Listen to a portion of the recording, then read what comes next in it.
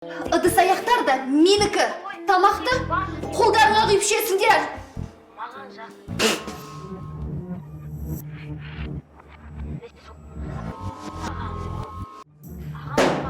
Кір жуатын машинада менікі.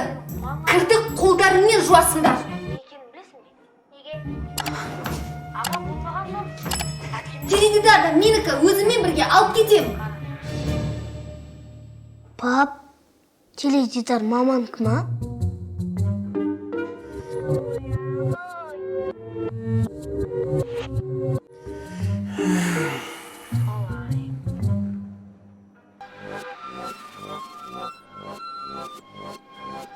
Балам, үйді жинайық.